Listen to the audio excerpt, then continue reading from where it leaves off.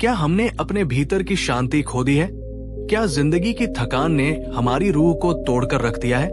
क्या हम एक ऐसा बोझ उठाए चल रहे हैं जो दिखाई नहीं देता, पर जिसकी चुभन हमारी हर सांस में महसूस होती है?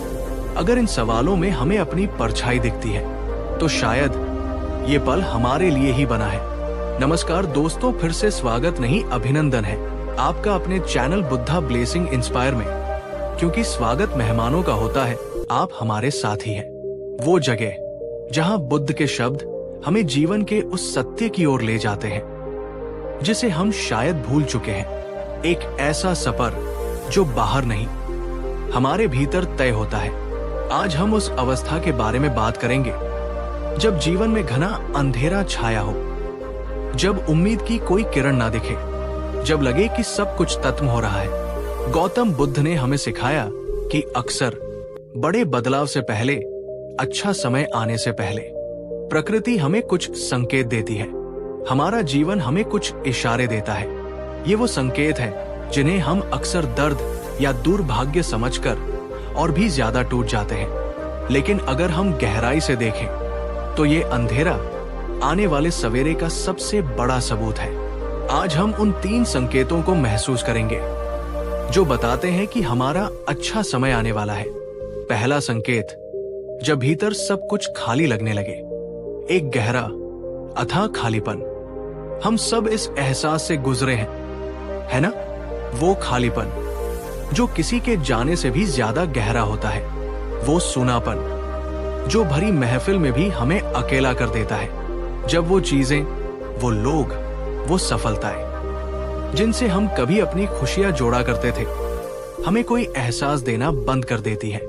जब हम सुबह उठते हैं और बिस्तर से उतरने की कोई वजह नहीं मिलती, जब हम रात को सोते हैं और आंखों में कोई सपना नहीं होता, बस एक खामोशी, एक ठहराव, एक अजीब सा खालीपन जो हमारे अंदर गूंजता रहता है, हम डर जाते हैं। हमें लगता है कि हम डिप्रेशन में जा रहे हैं। हमें लगता है कि हम जिंदगी की दौड़ में हार गए हैं। हम इस खालीपन को भरने के लिए और तेजी से भागने लगते हैं। नई चीजें खरीदते हैं, नए रिश्तों में जाते हैं, शोर में खुद को डुबोने की कोशिश करते हैं, लेकिन ये खालीपन और गहरा होता जाता है। चलिए हम सब मिलकर एक गहरी सांस लेते हैं। अब हम खुद से पूछें, हम भीतर असल में क्या महसूस कर रहे हैं? बुद्ध की दृष्टि से देखें तो ये खालीपन, ये शून्यता एक श्राप नहीं, एक वरदान है। ये पहला और सबसे जरूरी संकेत है कि हमारी आत्मा एक बड़ी छलांग लगाने के लिए तैयार हो रही है। सोचिए, एक प्याला जो पहले से ही कड़वे पानी से भरा हो, क्या हम उसमें अमृत भर सकते हैं? नहीं। अमृत भरने के लिए पहले उस प्याले को खाली करना पड़ता है। ये जो खालीपन हम महसूस कर रहे हैं, ये वही प्रक्रिया है। ब्रह्मांड, हमारा जीवन, हमारे अंदर से उस कड़वे पानी को बाहर निकाल रहा है जिसे हम अमृत समझकर पीते रहे थे। वो मोह, वो उम्मीदें, वो पहचान जो हमने दुनिया से उधार ली थी, अब वो हमसे वापस ली जा रही है। क्यों? ताकि हमारे अंदर वो पवित्र जगह बन सके जहां सत्य, प्रेम और आनंद का असली अमृत भरा जा सके। ये खालीपन दर्द देता है क्योंकि हम उस पुराने मैं को पकड़कर रखना चाहते हैं जो अब जा रहा है। हम उस इंसान को नहीं छोड़ना चाहते जो दुनिया की नजरों में सफल था, खुश था, भले ही वो भीतर से खोखला हो चुका था।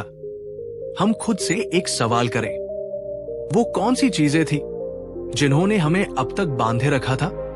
वो कौन सी पहचान थी जिसे हम अपनी असलियत मान बैठे थे?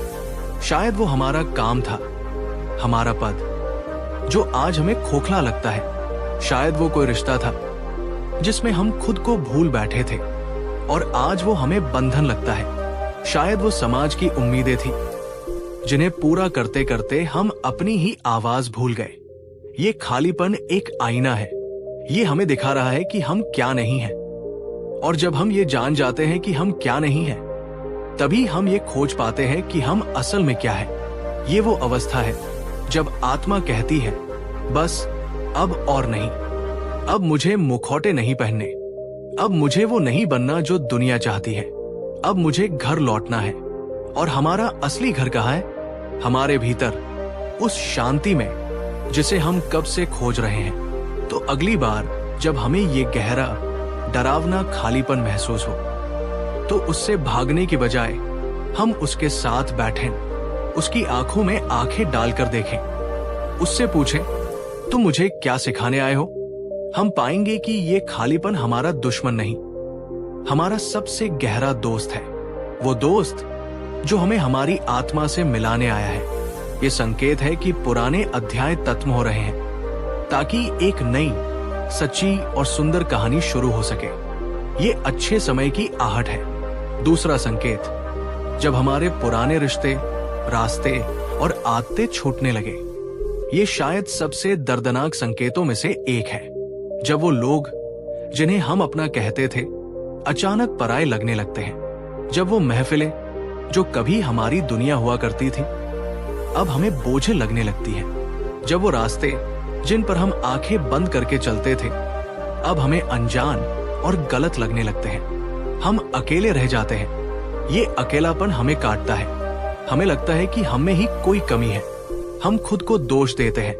हम उन रिश्तों को बचाने की कोशिश करते हैं जो अपनी उम्र पूरी कर चुके हैं। हम उन दरवाजों को खटखटाते रहते हैं जो हमारे लिए बंद हो चुके हैं। और इस कोशिश में हम और भी ज्यादा टूटते हैं और भी ज्यादा अकेले हो जाते हैं। हम एक पल के लिए रुके और सोचे, वो कौन सा दर्द है जिसे हम अभी भी पकड़े हुए हैं? बुद्ध हमें सिखाते हैं, परिवर्तन ही जीवन का एकमात्र सत्य है। एक बीज को पेड़ बनने के लिए अपनी बाहरी सतह को तोड़ना पड़ता है। एक कली को फूल बनने के लिए अपनी पंखुड़ियों को खोलना पड़ता है। एक नदी को समंदर में मिलने के लिए अपने किनारों को छोड़ना पड़ता है। हमारा जीवन भी ठीक ऐसा ही है। जब हमारी आत्मा विकास के अगले स्तर पर जाने के लिए तैयार होती है तो उसे अपने पुराने कवच को, अपने पुराने किनारों को तोड़ना ही पड़ता है। वो लोग, वो दोस्त जो आज हमसे दूर हो रहे हैं वो बुरे नहीं हैं, बस उनकी और हमारी ऊर्जा का स्तर अब मेल नहीं खाता। उनके जीवन का पाठ अलग है और हमारे जीवन का पाठ अलग। जैसे एक ही कक्षा में पढ़ने वाले बच्चे अगली कक्षा में जाने पर अलग अलग विषय चुन लेते हैं। वो अपनी मंजिल की ओर बढ़ रहे हैं और हमें अपनी मंजिल की ओर बढ़ना है। इस अलगाव में नाराजगी नहीं बल्कि कृतज्ञता होनी चाहिए उन सभी लोगों के लिए जिन्होंने एक समय तक हमारा साथ दिया, हमें हंसाया, हमें सिखाया। अब उन्हें विदा करने का समय है, सम्मान के साथ, प्रेम के साथ। हम खुद से पूछें, क्या हम उन रिश्तों में घुटन महसूस नहीं कर रहे थे? क्या हम वो मुखौटे पहनकर थक नहीं गए थे जो उन लोगों के सामने पहनने पड़ते थे? क्या हमारी आत्मा एक ऐसी संगत के लिए नहीं तरस रही थी जहां हमें कुछ बनने का दिखावा ना करना पड़े, जहां हम जैसे हैं वैसे ही स्वीकार किए जाए? ये जो अकेलापन हमें मिला है ये एक सजा नहीं, ये एक तैयारी है। प्रकृति हमारे जीवन से उन पत्तों को झाड़ रही है जो सूख चुके हैं ताकि नई कोंपलें फूट सके। ये हमारे जीवन के बगीचे की सफाई हो रही है ताकि यहाँ वो फूल खिल सके जिनकी खुशबू हमारी आत्मा से मेल खाती हो। ये अकेलापन हमें एक मौका दे रहा है खुद से दोस्ती करने का, अपनी कंपनी को एंजॉय करने का, ये जानने का कि हमें असल में कैसे साथी चाहिए, कैसा जीवन चाहिए। जब हम इस अकेलेपन में सहज हो जाते हैं, जब हम खुद के सबसे अच्छे दोस्त बन जाते हैं, तभी हमारे जीवन में वो लोग प्रवेश करते हैं जो सिर्फ हमारे मन को नहीं, हमारी आत्मा को समझते हैं। वो रिश्ते जो लेन देन पर नहीं, प्रेम और सम्मान पर टिके होते हैं। तो अगर हमारे दोस्त छूट रहे हैं, रास्ते बदल रहे हैं, तो घबराए नहीं। ये संकेत है कि हम सही दिशा में बढ़ रहे हैं। हमारा दायरा छोटा नहीं हो रहा, हमारा स्तर ऊंचा हो रहा है। ये अच्छे समय की नींव रखी जा रही है। तीसरा और सबसे सुंदर संकेत, जब शोर से मन ऊब जाए और मौन हमें अपनी ओर खींचे। एक समय था जब हमें शोर पसंद था, पार्टियों का शोर, भीड़ का शोर, बातों का शोर, संगीत का शोर। हम खामोशी से डरते थे, अकेलेपन से भागते थे, और अब हमें वही शोर चुभता है। टीवी की आवाज, सोन की नोटिफिकेशन, लोगों की व्यर्थ बातें। ऐसा लगता है जैसे कोई हमारे सिर पर हथौड़े मार रहा हो। हमारा मन, हमारी आत्मा अब शांति के लिए तरसती है। हम अकेले बैठना चाहते हैं, हम प्रकृति के पास जाना चाहते हैं, हम बस चुपचाप बिना कुछ किए बैठना चाहते हैं। शुरुआत में ये भी हमें अजीब लगता है। हम सोचते हैं कहीं हम दुनिया से कट तो नहीं रहे, कहीं हम जिम्मेदारियों से भाग तो नहीं रहे। चलिए हम इस एहसास को बिना किसी जजमेंट के बस महसूस करें। ये जो मौन की ओर हमारा खिंचाव है, ये कोई पलायन नहीं है, ये हमारी आत्मा की घर वापसी की पुकार है। कल्पना कीजिए एक झील की, जिसकी सतह पर हजारों लहरें हैं, तूफान है, हलचल है। क्या उस झील में हम चांद का साफ प्रतिबिंब देख सकते हैं? नहीं। प्रतिबिंब देखने के लिए झील का शांत होना जरूरी है। हमारा मन भी उस झील की तरह है। सालों से दुनिया के शोर ने, इच्छाओं के तूफान ने, चिंताओं की लहरों ने इसे अशांत कर रखा है। हम कभी देख ही नहीं पाए कि हमारे भीतर का चांद, हमारी आत्मा कितनी सुंदर है। अब जब हम शोर से थक चुके हैं, तो हमारा मन स्वाभाविक रूप से शांत होना चाह रहा है। ये लहरें अब थमना चाहती हैं। ये जो मौन हमें बुला रहा है, ये खाली नहीं है, ये सबसे शक्तिशाली अवस्था है। इसी मौन में हमें अपने सारे जवाब मिलते हैं। इसी मौन में हमारा टूटा हुआ मन जुड़ता है। इसी मौन में हमारी आत्मा की आवाज हमें सुनाई देती है। बुद्ध ने ज्ञान कहाँ पाया? भीड़ में, शोर में? नहीं, एक पेड़ के नीचे, गहरे ध्यान में, गहरे मौन में। जब हम प्रकृति के पास जाते हैं, किसी पेड़ को देखते हैं, किसी नदी को बहते हुए देखते हैं, या बस आसमान को तकते हैं, तो हम क्या कर रहे होते हैं? हम बिना किसी शब्द के अस्तित्व के साथ एक हो रहे होते हैं। हमारा मन शांत हो जाता है, और जब मन शांत होता है तो ब्रह्मांड की ऊर्जा हमारे अंदर बहने लगती है। वो हमें हील करती है, हमें चार्ज करती है। ये संकेत है कि हम अब बाहरी दुनिया में अपनी खुशियां नहीं खोज रहे।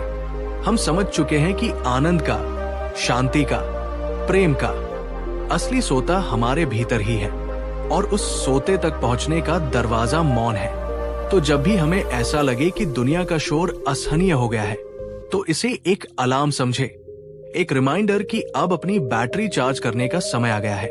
कुछ देर के लिए सब कुछ छोड़ दे, सोन बंद कर दे और बस बैठ जाए।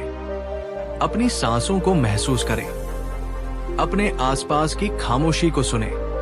हम पाएंगे कि उस खामोशी में एक संगीत है, एक ऐसा संगीत जो दुनिया के हर शोर से ज्यादा मधुर है। ये संकेत है कि हम अपने केंद्र के करीब आ रहे हैं, हम अपनी शक्ति के स्रोत से जुड़ रहे हैं। और जब हम अपने केंद्र से जुड़ जाते हैं, तो बाहर चाहे कितना भी बड़ा तूफान क्यों न हो, हमारे अंदर एक अविचल शांति बनी रहती है। यही तो है अच्छा समय। अच्छा समय बाहर की परिस्थितियों का नाम नहीं है। अच्छा समय मन की उस अवस्था का नाम है, जहां हम हर परिस्थिति में शांत और आनंदित रह सके। ये तीनों संकेत, खालीपन का एहसास, पुराने बंधनों का टूटना और मौन की ओर खिंचाव, ये तीनों मिलकर एक ही कहानी कह रहे हैं। पुराना हम मर रहा है, ताकि एक नया, ज्यादा प्रामाणिक, ज्यादा प्रेमपूर्ण हम जन्म ले सके। ये एक तितली बनने की प्रक्रिया है। हम ककून के अंधेरे में हैं। हमें लग रहा है कि सब खत्म हो रहा है, लेकिन असल में हमारे पंख उग रहे हैं। हम क्या महसूस करते हैं? हमें बताएं कि इन संकेतों में से कौन सा संकेत हम अपने जीवन में देख रहे हैं। अगर इन शब्दों ने हमारे हृदय को छुआ है, अगर हमें लगा है कि ये बातें हमारे लिए ही थी, तो चलिए इस यात्रा में एक दूसरे का साथ दें। इस वीडियो को लाइक करें, इसे उन लोगों के साथ शेयर करें जिन्हें शायद इसकी सबसे ज्यादा जरूरत हो, और इस परिवार का हिस्सा बनने के लिए सब्सक्राइब करें, और बुद्ध के प्रति अपनी कृतज्ञता व्यक्त करने के लिए कमेंट्स में नमो बुद्धाया, नमो बुद्धाय लिखना न भूलें। अगर हम इस यात्रा में अपना सहयोग देना चाहते हैं, तो सुपर थैंक्स के जरिए भी हम अपना प्रेम हम तक पहुंचा सकते हैं। आपका हर एक कदम हमें और भी गहराई में जाने की प्रेरणा देता है। इन संकेतों को और गहराई से समझने के लिए चलिए हम एक कहानी में उतरते हैं। एक कहानी जो शायद हम सबकी है। बहुत समय पहले पहाड़ों की गोद में एक गांव हुआ करता था, शिल्पग्राम। ये गांव अपनी कला के लिए मशहूर था। यहाँ के हर घर में एक कारीगर बसता था। कोई पत्थर को तराशकर मूर्तियां बनाता, कोई लकड़ी पर नक्काशी करता, तो कोई रंगों से कैनवास पर जान डाल देता। इस गांव की आत्मा था कवि। कवि एक मूर्तिकार था। कहते थे उसके हाथों में जादू है। जब वो छेनी हथौड़ा उठाता तो पत्थर भी सांस लेने लगते थे। उसकी बनाई हर मूर्ति में भावनाएं होती थी, हंसी, दर्द, प्रेम, प्रतीक्षा, सब कुछ। लेकिन अब महीनों बीत गए थे। कवि के हाथ शांत थे। उसकी छेनी पर धूल जम गई थी। उसका आंगन जो कभी पत्थरों की मधुर कार से गूंजता था, अब वहां एक बोझिल खामोशी पसरी थी। उसके अंदर का सोता सूख गया था। उसे सब कुछ खाली लगता था। पहला संकेत, वो मूर्तियां जिन्हें बनाकर उसे कभी दुनिया का सबसे बड़ा सुख मिलता था, आज उसे बेजान पत्थर के टुकड़े लगती थी। उसे अपनी कला, अपनी पहचान, सब कुछ अर्थहीन लगता था। गांव के लोग आते, उससे पूछते, कवि अब तुम कुछ बनाते क्यों नहीं? तुम्हारी कला के बिना ये गांव सूना है। कवि बस एक फीकी मुस्कान के साथ उन्हें देख लेता। वो क्या कहता कि जिस कला ने उसे पहचान दी, आज वही उसे एक बोझ लगती है। सिर्फ कवि नहीं, पूरा शिल्पग्राम बदल गया था। गांव के पास से बहने वाली नदी प्रेरणा अब एक सूखी धारा बन चुकी थी। कहते थे उस नदी के पानी में ही गांव की कला का राज था। जब से नदी सूखी, गांव की आत्मा भी सूख गई थी। कवि के दोस्त जो कभी उसके साथ बैठकर कला पर घंटों बातें करते थे, अब उससे दूर रहने लगे थे। उन्हें कवि की खामोशी डराती थी। वो उसे उस भीड़ में खींचना चाहते थे जहां वो कभी जाना ही नहीं चाहता था। धीरे धीरे कवि अकेला रह गया। दूसरा संकेत, उसे महफिलों से, बातों से, लोगों से एक अजीब सी ऊब होने लगी थी। उसका मन बस एक चीज के लिए तरसता था, शांति, खामोशी। वो घंटों उस सूखे पेड़ के नीचे बैठा रहता। गांव के लोग उसे पागल समझते, लेकिन सिर्फ वहीं, उस मौन में, उसे अपने अंदर के तूफान से थोड़ी राहत मिलती थी। तीसरा संकेत, उसका मन शोर से थक चुका था और अब वो मौन की गहराइयों में उतरना चाहता था। एक दिन जब वो उसी पेड़ के नीचे बैठा था, उसके पास से एक बूढ़े भिक्षु गुजरे। उनकी आंखों में अपार करुणा थी। उन्होंने कवि की ओर देखा और बिना कुछ पूछे उसके पास बैठ गए। घंटों बीत गए, दोनों चुप रहे। शाम ढलने लगी, तब भिक्षु ने अपनी खामोशी तोड़ी। उनकी आवाज बहुत धीमी और गहरी थी। जब नदी सूख जाती है तो प्यासा क्या करता है, पुत्र? कवि ने सूनी आंखों से उनकी ओर देखा। वो सोते की तलाश में जाता है। भिक्षु मुस्कुराए, और तुम्हारी प्रेरणा नदी सूख चुकी है, तुम्हारा अंदर का सोता भी, तो तुम उसे खोजने क्यों नहीं जाते? कवि की आंखों में पहली बार एक हल्की सी चमक आई। लेकिन कहाँ है वो सोता? भिक्षु ने अपनी लाठी से पूर्व दिशा की ओर इशारा किया। वहां दूर क्षितिज पर एक विशाल, बादलों से ढका पर्वत दिखाई दे रहा था। वो है मौन पर्वत, भिक्षु ने कहा। कहते हैं उस पर्वत की चोटी पर एक गुफा है और उस गुफा के अंदर है संगीत शिला। संगीत शिला? कवि ने हैरानी से पूछा। हाँ, भिक्षु ने कहा, एक ऐसा पत्थर जिसमें सृष्टि का पहला संगीत कैद है। कहते हैं जो भी सच्चे हृदय से उस संगीत को सुन लेता है, उसके अंदर का हर सूखा सोता फिर से जी उठता है। उसकी आत्मा का संगीत फिर से जाग जाता है। लेकिन भिक्षु ने चेतावनी दी, उस पर्वत का रास्ता आसान नहीं है पुत्र। वो रास्ता बाहर नहीं, तुम्हारे भीतर से होकर जाता है। वो तुम्हारी हर परीक्षा लेगा। तुम्हारा हर डर, हर दर्द, हर मोह रास्ते में कांटे बनकर बिछ जाएगा। बहुत से लोग गए, पर कोई आज तक उस शिला तक पहुंच नहीं पाया। कवि ने उस पर्वत की ओर देखा। उसे डर लगा, लेकिन पहली बार महीनों बाद उसे अपने अंदर एक पुकार सुनाई दी, एक धुंधली सी उम्मीद। शायद यही रास्ता है उस खालीपन से बाहर निकलने का। अगली सुबह जब सूरज की पहली किरण भी नहीं फूटी थी, कवि ने अपनी छेनी और हथौड़ा उठाया और मौन पर्वत की ओर चल पड़ा। सफर शुरू हुआ। शुरुआत में रास्ता आसान था, लेकिन जैसे जैसे वो पर्वत के करीब पहुंचता गया, रास्ता वीरान और पथरीला होता गया। जल्द ही उसे अजीब अजीब आवाजें सुनाई देने लगी। तुम नहीं कर सकते कवि, लौट जाओ। ये उसके पिता की आवाज थी, जो उसे हमेशा कम आंकते थे। तुमने मुझे निराश किया। ये उसके उन दोस्तों की आवाज थी जो उसे छोड़ गए थे। तुम एक हारे हुए इंसान हो। ये आवाज उसके अपने मन की थी, उसके अपने डर की। वो हर आवाज एक नुकीले पत्थर की तरह उसके पैरों में चुभ रही थी। एक पल के लिए वो रुका। उसका दिल जोर जोर से धड़क रहा था। उसे लगा भिक्षु सही थे, ये रास्ता बाहर नहीं भीतर है। उसने अपनी आंखें बंद की, एक गहरी सांस ली और भिक्षु के शब्द याद किए। मौन। उसने उन आवाजों को जवाब देना बंद कर दिया। उसने बस चलना जारी रखा। धीरे धीरे वो आवाजें पीछे छूटने लगी। अब रास्ता और भी कठिन हो गया। घना जंगल, चारों तरफ कांटेदार झाड़ियां। हर कांटा जो उसके शरीर पर लगता उसे अपने जीवन की कोई दर्दनाक याद दिलाता। अपनी पत्नी आशा की बीमारी जिसे वो बचा नहीं सका, अपनी पहली मूर्ति का टूटना, लोगों के ताने।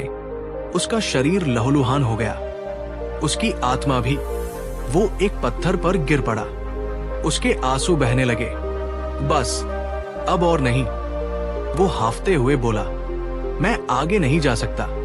वो वही लेटा रहा। उसे लगा यही उसका अंत है। अंधेरा उसे निगल रहा था। तभी उसे एक हल्की सी, बहुत ही मीठी खुशबू आई। उसने आंखें खोली।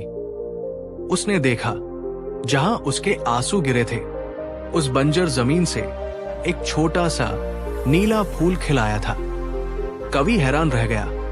इस वीराने में एक फूल। उसने उस फूल को छुआ। वो बहुत कोमल था।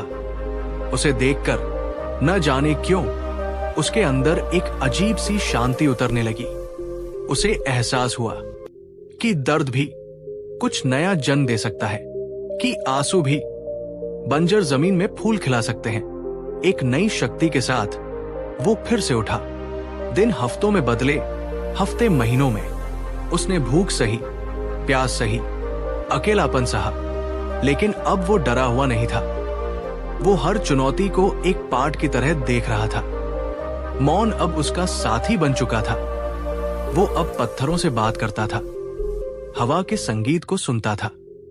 उसका शरीर थक रहा था, पर उसकी आत्मा जाग रही थी। और फिर एक दिन वो पर्वत की चोटी पर पहुंच गया। सामने एक विशाल गुफा का मुंह था, अंधेरा और रहस्यमय। और उस गुफा के भीतर से एक बहुत ही धीमी, लगभग न सुनाई देने वाली एक दिव्य धुन आ रही थी। एक संगीत जो कानों से नहीं, रूह से सुना जा सकता था। कवि का दिल धड़क रहा था। यही है वो संगीत शिला। वो कांपते कदमों से गुफा के अंदर गया। अंदर घना अंधेरा था। बस वो दिव्य संगीत उसका मार्गदर्शन कर रहा था। वो संगीत के स्रोत की ओर बढ़ता गया और फिर वो एक जगह रुक गया। गुफा के बीचों बीच ऊपर से आ रही एक हल्की सी रोशनी में उसे कुछ दिखाई दिया, लेकिन वो कोई चमकता हुआ जादुई पत्थर नहीं था। वहां एक बूढ़ा आदमी बैठा था, जिसकी दाढ़ी घुटनों तक थी, बाल बादलों जैसे सफेद थे। उसने आंखें बंद की हुई थी और वो धीरे धीरे कुछ गुनगुना रहा था। यही वो संगीत था जो पूरी गुफा में गूंज रहा था। उसके हाथ में एक छोटी सी छेनी और एक गोल सा साधारण सा पत्थर था, और वो उस गुनगुनाहट के साथ उस पत्थर पर बहुत ही धीरे धीरे प्यार से चोट कर रहा था। टक टक टक। हर चोट के साथ वो संगीत और गहरा हो जाता था। कवि स्तब्ध खड़ा था। ये क्या है? संगीत शिला कहाँ है? ये बूढ़ा आदमी कौन है? तभी उस बूढ़े आदमी ने अपनी आंखें खोली। उसकी आंखों में ब्रह्मांड की सारी शांति और गहराई थी। उसने कवि की ओर देखा और मुस्कुराया, एक ऐसी मुस्कान जिसमें कोई सवाल नहीं, बस स्वीकृति थी। और फिर उसने अपनी शांत गहरी आवाज में कहा, पहुंच गए पुत्र, मैं तुम्हारी ही प्रतीक्षा कर रहा था। कवि कुछ बोल नहीं पाया। बूढ़े आदमी ने अपने हाथ में रखे उस साधारण पत्थर की ओर इशारा किया और कहा, तुम भी उसे ही ढूंढने आए हो जिसे मैं सदियों से तराश रहा हूं। लेकिन कहानी यहां तत्व नहीं होती। वो बूढ़ा आदमी कौन था और वो साधारण सा पत्थर, क्या वही संगीत शिला थी? कवि को उसके सवालों का जवाब मिला, या वो एक नए रहस्य में उलझ गया? उस गुफा की खामोशी हमारी सांसों में अब तक ठहरी हुई है, और हमारे दिल में उठा वो सवाल अब भी जवाब की प्रतीक्षा में है। हम उस मोड़ पर खड़े थे जहां हमें नहीं पता था कि अगला कदम हमें रोशनी की ओर ले जाएगा या और भी गहरे सायों में। कवि वही खड़ा था, स्तब्ध, निशब्द। उसकी यात्रा, उसकी महीनों की तपस्या, उसका दर्द, उसका अकेलापन, वो सब कुछ जो उसने एक जादुई संगीत शिला के लिए सहा था। और यहां तो बस एक बूढ़े ऋषि थे और उनके हाथ में एक साधारण सा बेजान दिखने वाला पत्थर। उसके अंदर एक तूफान उठ रहा था, निराशा का, धोखे का, थकान का। उसकी आवाज जो महीनों के मौन के कारण भारी हो गई थी, आखिरकार टूटी। ये क्या है? कवि ने लगभग फुसफुसाते हुए पूछा। उसकी आंखों में सवाल थे, शिकायत थी। संगीत शिला कहाँ है? वो दिव्य पत्थर जिसकी धुन सूखे सोतों को जीवन देती है। बूढ़े ऋषि ने अपनी छेनी नीचे रखी, पत्थर की बंद हो गई। गुफा में एक ऐसी खामोशी छा गई जो किसी भी शोर से ज्यादा भारी थी। ऋषि ने अपनी करुणा में आंखों से कवि को देखा। उनकी आंखों में कोई नाराजगी नहीं थी, कोई हंसी नहीं थी, बस अथाह शांति थी। तुम एक लंबी यात्रा करके आए हो पुत्र, ऋषि ने कहा। उनकी आवाज गुफा में गूंज रही थी, जैसे पहाड़ खुद बोल रहा हो।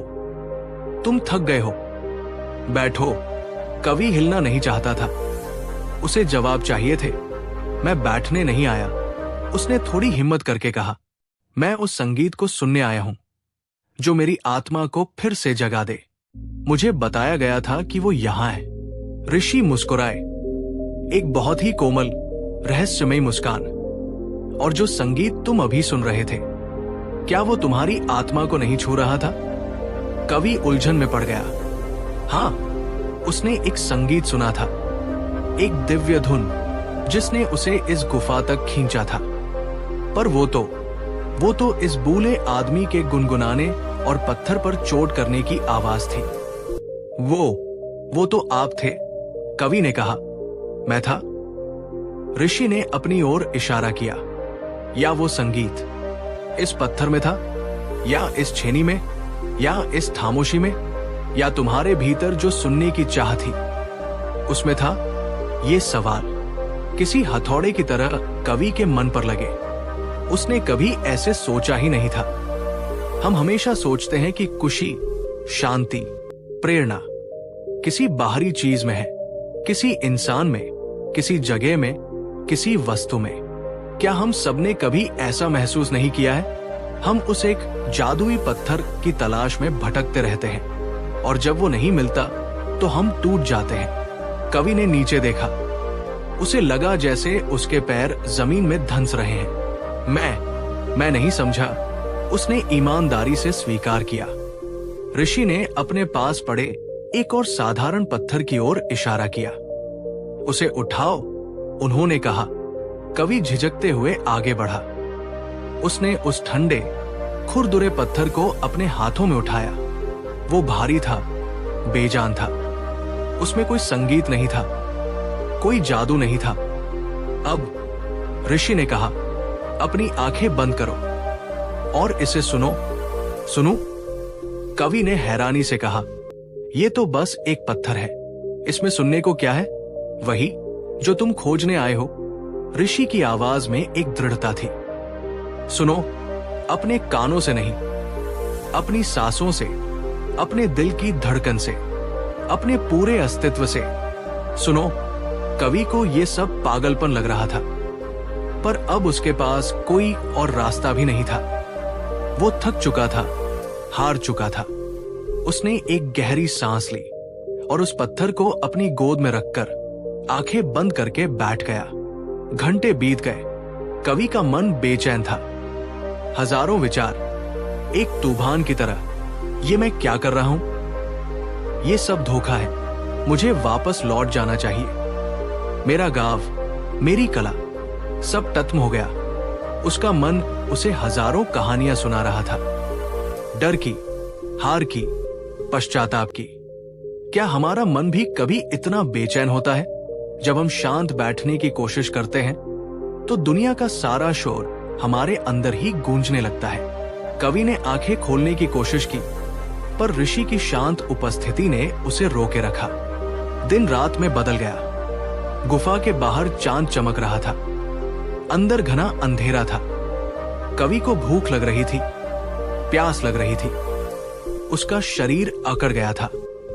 पत्थर अब और भी ज्यादा भारी और ठंडा लग रहा था। उसने अपने मन में लड़ना छोड़ दिया। उसने बस स्वीकार कर लिया अपनी हार को, अपनी थकान को, इस अंधेरे को। और जैसे ही उसने लड़ना छोड़ा, कुछ बदला। उसे अपने दिल की धड़कन सुनाई देने लगी। धक धक धक। एक लय, एक संगीत। फिर उसे अपनी सांसों की आवाज सुनाई दी, अंदर आती हुई, बाहर जाती हुई। एक और लय, एक और संगीत। फिर उसे गुफा की दीवारों से टपकती पानी की एक बूंद की आवाज सुनाई दी। टिपा, लंबा ठहराव, टिपा, लंबा ठहराव, टिपा। पहले ये बस एक आवाज थी, फिर ये एक लय बनी, और फिर ये एक संगीत बन गई।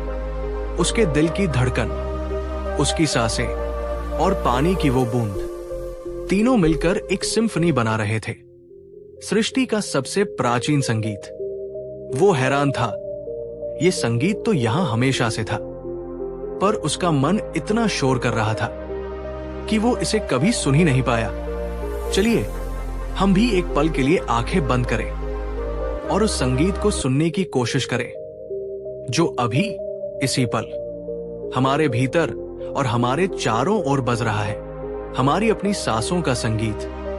कवि के गालों पर आंसू बहने लगे। ये निराशा के आंसू नहीं थे, ये कृतज्ञता के आंसू थे, समझ के आंसू थे। उसने धीरे धीरे अपनी आंखें खोली। उसने अपने हाथ में रखे पत्थर को देखा। वो अब भी वैसा ही साधारण पत्थर था, खुरदुरा, ठंडा। लेकिन अब कवि को महसूस हो रहा था कि ये पत्थर भी सांस ले रहा है। उसके अंदर भी एक धीमी, बहुत धीमी लय है, करोड़ों सालों की खामोशी का संगीत। उसे समझ आया, संगीत शिला कोई एक पत्थर नहीं है, दुनिया का हर कण संगीत शिला है। हर पत्थर, हर पत्ता, हर बूंद, हर धड़कन, बस उसे सुनने के लिए हमें कुछ शांत होना पड़ता है। हमें खुद एक पत्थर बनना पड़ता है। उसने ऋषि की ओर देखा। उनकी आंखों में वही कोमल मुस्कान थी। संगीत बाहर नहीं है पुत्र, ऋषि ने कहा। वो स्रोत तुम्हारे भीतर है। तुम उसे खो चुके थे क्योंकि तुम बाहर खोज रहे थे। तुम्हारा खालीपन, तुम्हारी टूटन, वो सब एक पुकार थी, घर लौटने की पुकार। कवि ने कुछ नहीं कहा। उसने बस अपने माथे को उस पत्थर से छुआ दिया। जैसे वो किसी मंदिर में सिर झुका रहा हो। उसे अपने जीवन के तीनों संकेत अब साफ साफ समझ आ रहे थे। वो खालीपन, ताकि भीतर का संगीत सुना जा सके। पहला संकेत, वो रिश्तों का टूटना, ताकि वो खुद से रिश्ता जोड़ सके। दूसरा संकेत, वो मौन की ओर खिंचाव, ताकि वो शोर के पार की सच्चाई को सुन सके। तीसरा संकेत, बुद्ध की शिक्षा कितनी सरल और कितनी गहरी है। दुख का कारण बाहर नहीं, हमारी अपनी तृष्णा, हमारा अपना अज्ञान है। और उस दुख से मुक्ति का मार्ग भी हमारे भीतर ही है। कवि को लगा जैसे वो आज फिर से जन्मा है, एक नया कवि, जिसे अब कुछ बनने, कुछ पाने की चाह नहीं थी। वो बस होना चाहता था। इस पल में, इस संगीत में, अगर इस पल ने, कवि की इस खामोश अनुभूति ने हमारे भीतर भी कुछ छुआ है, अगर हमें भी लगा है कि ये संगीत हमारे अंदर भी कहीं बज रहा है, तो चलिए इस एहसास को सिर्फ अपने तक न रखें। चलिए इस रोशनी को आगे बढ़ाएं। इस वीडियो को लाइक करें, इसे उस किसी अपने को भेजें जिसे शायद इस शांति की सबसे ज्यादा जरूरत हो, और सब्सक्राइब करें ताकि हम सब मिलकर इस रास्ते पर आगे चलते रहें। कमेंट्स में नमो बुद्धाय, नमो बुद्धाय लिखें, ताकि हमें पता चले कि इस एहसास में, इस सफर में हम अकेले नहीं हैं। और अगर हमारा दिल कृतज्ञता से भर गया हो, अगर वो धन्यवाद कहना चाहे, तो सुपर थैंक्स का विकल्प हमेशा खुला है। आपका हर छोटा सा इशारा इस जगह को सींचने में मदद करता है, ताकि और भी दिल यहाँ आकर सुकून पा सके और जाग सके। ये कोई मांग नहीं, ये एक साझा यात्रा का निमंत्रण है। कई दिन और बीत गए। कवि अब उस गुफा में नहीं, उस मौन में रहने लगा था। वो ऋषि के साथ बैठता, बातें बहुत कम होती, ज्यादातर समय खामोशी में बीतता। पर वो खामोशी अब खाली नहीं थी, वो भरी हुई थी समझ से, शांति से और एक अनकहे प्रेम से। कवि ने सीखा कि छेनी और हथौड़ा सिर्फ पत्थर तोड़ने के लिए नहीं होते। जब ऋषि छेनी चलाते तो वो प्रार्थना होती थी। हर चोट एक ध्यान थी, पूरी एकाग्रता के साथ। न भविष्य की चिंता, न अतीत का बोझ, बस वो क्षण, वो पत्थर और वो चोट। यही कर्म योग था, कर्म ही ध्यान। एक सुबह जब सूरज की पहली किरण ने मौन पर्वत को चूमा, ऋषि ने कवि की ओर देखा। अब समय आ गया है, उन्होंने कहा। किसका समय, गुरुवर? कवि ने पूछा। उसकी आवाज में अब विनम्रता थी। तुम्हारी यात्रा का अगला पड़ाव, ऋषि ने कहा। इस शांति को, इस संगीत को वापस ले जाने का समय। वापस? कवि ने चौंक कर पूछा। कहा, वही जहां से तुम आए थे, ऋषि ने कहा। अपने गांव, शिल्पग्राम। कवि का दिल एक पल के लिए डूब गया। शिल्पग्राम, वो जगह जहां उसका दर्द था, उसकी हार थी, उसके टूटे हुए रिश्ते थे। वो उस शोर में वापस नहीं जाना चाहता था। उसे ये शांति, ये मौन बहुत मुश्किल से मिला था। मैं वहां जाकर क्या करूंगा? उसने पूछा। वहां की नदी प्रेरणा सूख चुकी है, गांव की आत्मा मर चुकी है, लोग उम्मीद खो चुके हैं। इसीलिए तो तुम्हें जाना है, ऋषि ने कहा, सूखी हुई नदी को फिर से बहाने के लिए। पर कैसे? कवि ने पूछा। मैं अकेला क्या कर सकता हूं? ऋषि खड़े हुए और गुफा के बाहर की ओर चले। कवि उनके पीछे पीछे गया। उन्होंने दूर, बहुत दूर, नीचे घाटी में बसे शिल्पग्राम की ओर इशारा किया। तुम्हें प्रेरणा नदी के स्रोत को खोजना होगा, ऋषि ने कहा, जहां से वो निकलती थी, और उसे फिर से खोलना होगा। कवि के अंदर एक हल्की सी उम्मीद जागी, एक उद्देश्य मिला। हाँ, वो ये कर सकता है। वो एक मूर्तिकार है, एक कारीगर है। वो पत्थरों को काटना, रास्ता बनाना जानता है। मैं जाऊंगा, गुरुवर, उसने दृढ़ता से कहा। मैं उस स्रोत को खोज निकालूंगा और रास्ते की हर चट्टान को हटा दूंगा। वो जाने के लिए मुड़ा ही था कि ऋषि की आवाज ने उसे रोक दिया। एक शर्त है कवि। कवि रुका। क्या शर्त गुरुवर? ऋषि ने उसकी आंखों में गहराई से देखा। तुम स्रोत को खोजने के लिए अपने हाथों का इस्तेमाल नहीं करोगे। कवि को लगा जैसे किसी ने उसके पैरों के नीचे से जमीन खींच ली हो। हाथों का इस्तेमाल नहीं करेगा? ये कैसे संभव है? बिना हाथों के? उसकी आवाज में पूरा अविश्वास था। मैं एक मूर्तिकार हूं। मेरे हाथ ही मेरी पहचान है, मेरी शक्ति है। बिना हाथों के मैं एक पत्थर भी कैसे हटा सकता हूं? ये असंभव है। अगर हम उस पल में होते तो हम क्या करते? क्या हम इसे एक पागलपन भरी शर्त मानकर लौट जाते, या उस भरोसे पर चलते जो हमें इस शिखर तक लाया था? ऋषि मुस्कुराए, वही रहस्यमयी मुस्कान जब तुमने पहली बार उस बेजान पत्थर को सुना था। वो भी तो असंभव लग रहा था। उन्होंने कवि के कंधे पर हाथ रखा। तुम्हारे हाथ, तुम्हारी कला, वो एक माध्यम थे, एक रास्ता थे, पर तुम रास्ते को ही मंजिल समझ बैठे। मैं एक मूर्तिकार हूं, इस पहचान में ऐसे उलझे कि तुम ये भूल गए कि असली कलाकार तुम नहीं, तुम्हारे भीतर बहने वाली वो प्रेरणा है। जब तक तुम इस मैं को, इस करने वाले के अहंकार को नहीं छोड़ोगे, तब तक असली स्रोत तुम्हें कभी नहीं मिलेगा। जाओ और बिना हाथों के काम करना सीखो। जाओ और देखो कि जब तुम नहीं होते तब ब्रह्मांड तुम्हारे जरिए कैसे काम करता है।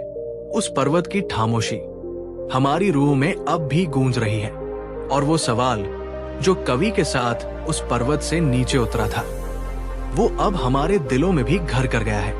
हम उस यात्रा पर उसके साथ थे, जब उसने अपने हाथ नहीं, अपनी आत्मा को राह बनाने के लिए छोड़ दिया था। पर्वत से उतरना चढ़ने से कहीं ज्यादा मुश्किल था। चढ़ते समय एक मंजिल थी, एक उम्मीद थी, संगीत शिला की।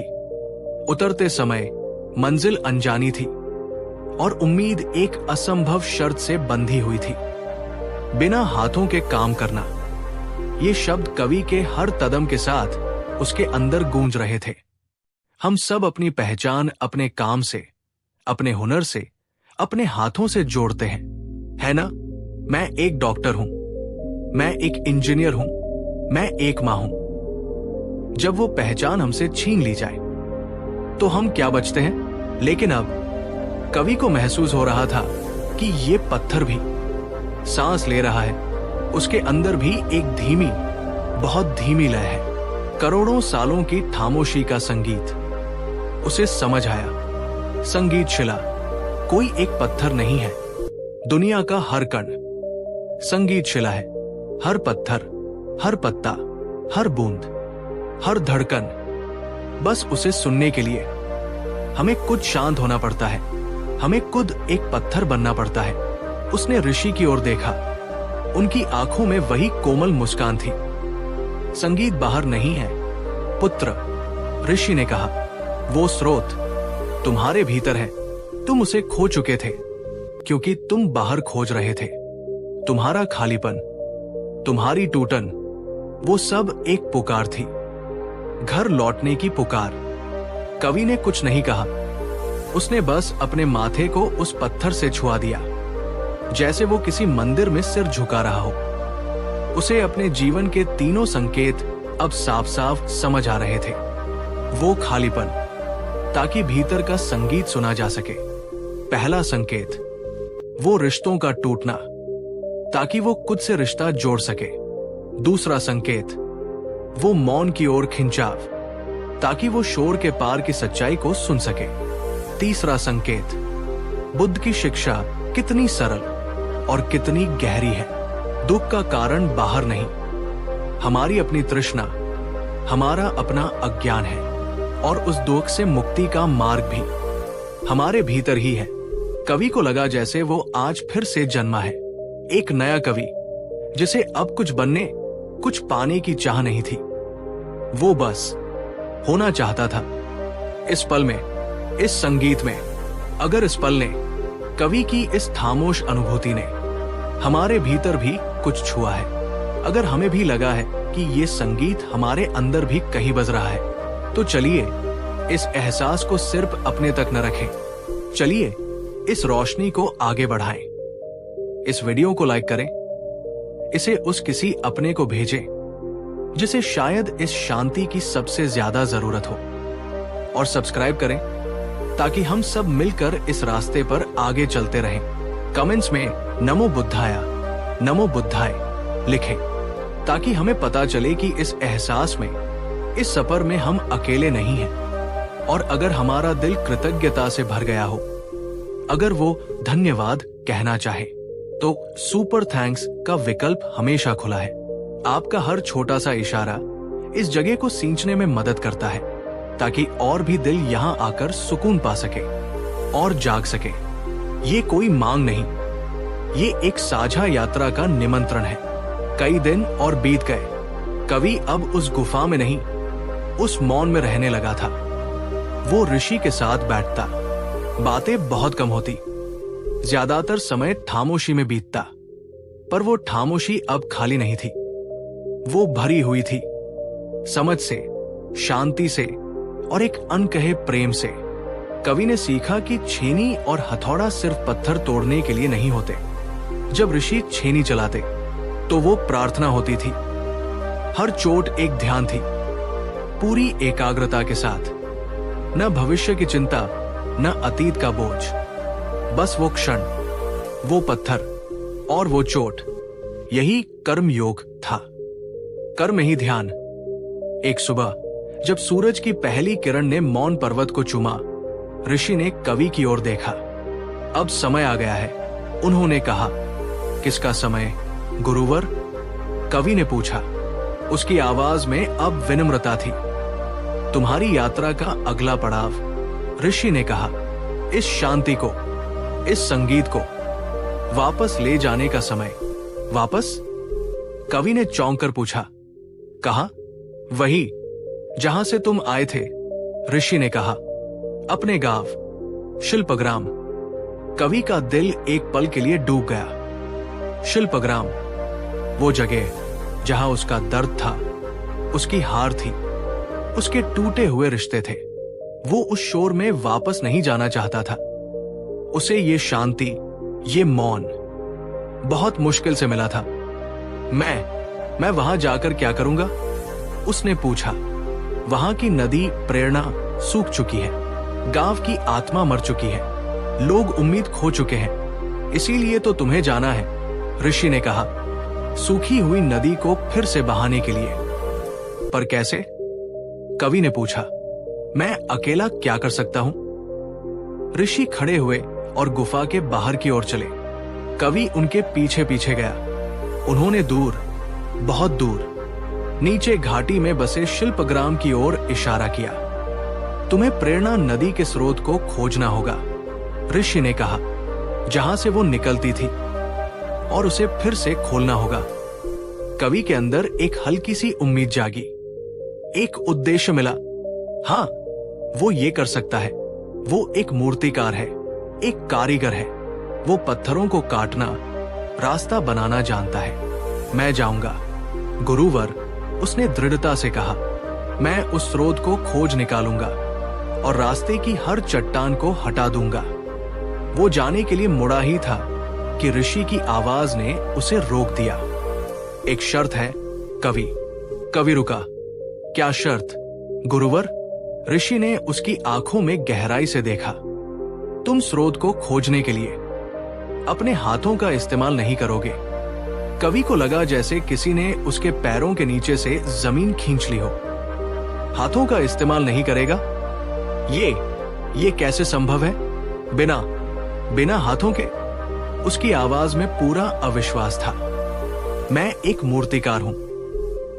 मेरे हाथ ही मेरी पहचान है, मेरी शक्ति है। बिना हाथों के मैं एक पत्थर भी कैसे हटा सकता हूं? ये असंभव है। अगर हम उस पल में होते तो हम क्या करते? क्या हम इसे एक पागलपन भरी शर्त मानकर लौट जाते, या उस भरोसे पर चलते जो हमें इस शिखर तक लाया था? ऋषि मुस्कुराए, वही रहस्यमयी मुस्कान जब तुमने पहली बार उस बेजान पत्थर को सुना था।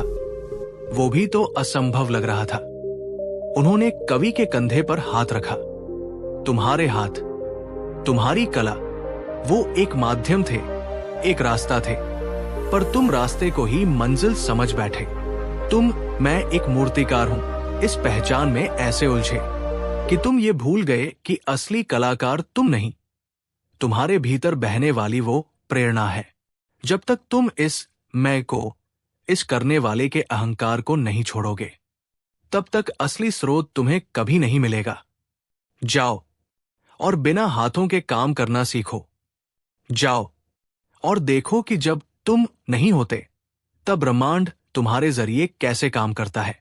उस पर्वत की खामोशी हमारी रूह में अब भी गूंज रही है, और वो सवाल जो कवि के साथ उस पर्वत से नीचे उतरा था, वो अब हमारे दिलों में भी घर कर गया है। हम उस यात्रा पर उसके साथ थे, जब उसने अपने हाथ नहीं, अपनी आत्मा को राह बनाने के लिए छोड़ दिया था। पर्वत से उतरना चढ़ने से कहीं ज्यादा मुश्किल था। चढ़ते समय एक मंजिल थी, एक उम्मीद थी, संगीत शिला की।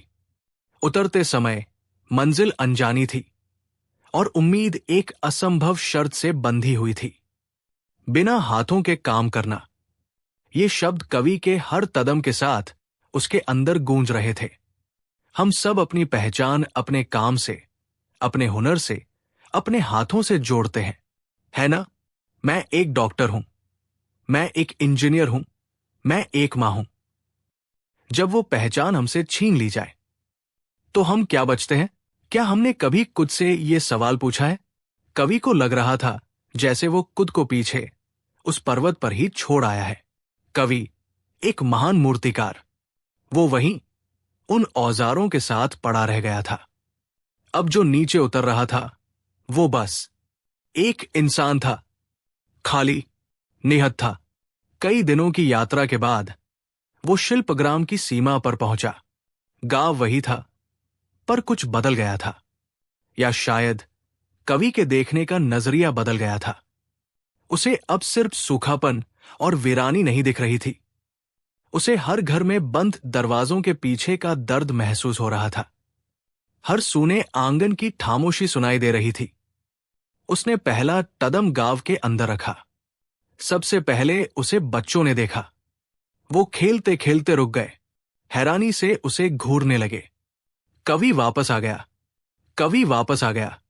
उनकी आवाज सुनकर दरवाजे खुलने लगे, लोग बाहर आने लगे। उनकी आंखों में पहले हैरानी थी, फिर एक धुंधली सी उम्मीद। गांव का मुखिया धीरज आगे आया, एक अनुभवी, कठोर इंसान जिसकी आंखों में गांव की चिंता साफ दिखती थी। कवि, तुम लौट आए, उसने कहा। उसकी आवाज में एक राहत थी। हमें लगा तुम हमें छोड़कर चले गए। क्या तुम्हें कुछ मिला? क्या मौन पर्वत ने तुम्हें कोई रास्ता दिखाया? सारी भीड़ की नजरें कवि पर टिक गई। वो सब एक चमत्कार की उम्मीद कर रहे थे, एक मसीहा की प्रतीक्षा में थे, जो आएगा और उनकी सारी मुश्किलें हल कर देगा। अगर हम कवि की जगह होते तो क्या करते? क्या हम उन्हें झूठी तसल्ली देते, या वो कड़वा सच बताते जो शायद वो सुनना ही नहीं चाहते? कवि ने सबकी आंखों में झांका। उसे उनकी प्यास दिखी, प्रेरणा नदी की प्यास। उसने धीरे से अपने दोनों हाथ आगे किए। खाली हाथ। मैं अपने औजार वही छोड़ आया हूं, उसने बहुत शांत आवाज में कहा। एक पल के लिए भीड़ में सन्नाटा छा गया। किसी को समझ नहीं आया कि इसका क्या मतलब है। फिर एक कोने से किसी की आवाज आई, औजार छोड़ाए? मतलब अब तुम मूर्तियां नहीं बनाओगे? एक और ने पूछा। धीरज के चेहरे पर उम्मीद की जगह उलझन ने ले ली। कवि, ये तुम क्या कह रहे हो? हम सब तुम्हारी प्रतीक्षा कर रहे थे। हमें लगा तुम प्रेरणा नदी के स्रोत को खोलने का कोई उपाय लेकर आए होगे। उसके रास्ते में जो चट्टाने हैं, उन्हें सिर्फ तुम्हारे हाथ ही तोड़ सकते हैं। कवि ने सिर झुका लिया। मैं चट्टाने तोड़ने नहीं आया। ये सुनना था कि भीड़ में कानाफूसी शुरू हो गई। पागल हो गया है। पर्वत ने इसका दिमाग नराब कर दिया है। ये हमारी क्या मदद करेगा? ये तो खुद की मदद नहीं कर सकता। उम्मीद अब गुस्से और निराशा में बदल रही थी। वो आंखें जो पल भर पहले सम्मान से देख रही थी, अब तिरस्कार से देख रही थी। क्या हमारे साथ भी कभी ऐसा हुआ है जब हमने दुनिया की उम्मीदों से अलग कोई रास्ता चुना हो और अपनों ने ही हमें सबसे पहले अकेला छोड़ दिया हो? वो अकेलापन कितना गहरा होता है ना? कवि ने आंखें बंद की। एक पल के लिए उसे वही पुराना खालीपन महसूस हुआ, वही अकेलापन। पर इस बार वो उससे भागा नहीं। उसने अपने अंदर उस पर्वत की खामोशी को याद किया, ऋषि की शांत आंखों को याद किया। सुनो, अपने कानों से नहीं, अपनी आत्मा से। उसने आंखें खोली। उसके चेहरे पर अब कोई दुख नहीं था, बस एक गहरी शांति थी। प्रेरणा नदी चट्टानों से नहीं रुकी है, उसने भीड़ से कहा। उसका स्रोत कहीं और है, और मैं उसे ही खोजने जा रहा हूं। इतना कहकर वो भीड़ के बीच से गुजर गया। किसी ने उसे रोकने की कोशिश नहीं की। वो गांव की उस सूखी नदी के किनारे किनारे चलने लगा, स्रोत की अनजानी दिशा में। पीछे छूट गई एक हैरान, नाराज और निराश भीड़, और कवि के साथ चल रही थी। सिर्फ एक असंभव शर्त और एक अटूट विश्वास। दिन बीतते गए, कवि बस चलता रहा। उसके पास कोई नक्शा नहीं था, कोई दिशा नहीं थी। वो बस जमीन को महसूस करता, हवा को सुनता, पत्थरों के मौन से बात करता। वो सुबह उठता और बस बैठ जाता। ध्यान में वो जमीन से पूछता, मुझे कहाँ जाना है? वो हवा से पूछता, स्रोत किस दिशा में है? गांव के लोग उसे दूर से देखते। देखो, वो पागल बैठा है, बस बैठा रहता है। ये ऐसे खोजेगा नदी का स्रोत? वो उस पर हंसते, बच्चे उस पर पत्थर फेंकते। पर कवि अपनी जगह से नहीं हिलता। वो जानता था, ऋषि ने कहा था, बिना हाथों के काम करना। इसका मतलब सिर्फ औजारों का त्याग नहीं था, इसका मतलब था करने वाले का त्याग, अहंकार का त्याग। वो स्रोत को खोज नहीं रहा था, वो इंतजार कर रहा था कि स्रोत तुद उसे पुकारे। एक गहरा ठहराव, संगीत में एक ध्यानपूर्ण इंतजार की धुन है। बुद्ध की शिक्षा में सम्यक प्रयास, राइट एफर्ट का जिक्र है। इसका मतलब ये नहीं कि हम हाथ पर हाथ धरकर बैठ जाएं। इसका मतलब ये भी नहीं कि हम पागलों की तरह मेहनत करें। इसका मतलब है प्रयास और समर्पण के बीच का संतुलन। अपना काम करो और फिर परिणाम को अस्तित्व पर छोड़ दो। कवि वही कर रहा था। उसका प्रयास था ध्यान में बैठना, मौन को सुनना, और उसका समर्पण था उस मौन से जो भी इशारा मिले उस पर विश्वास करना।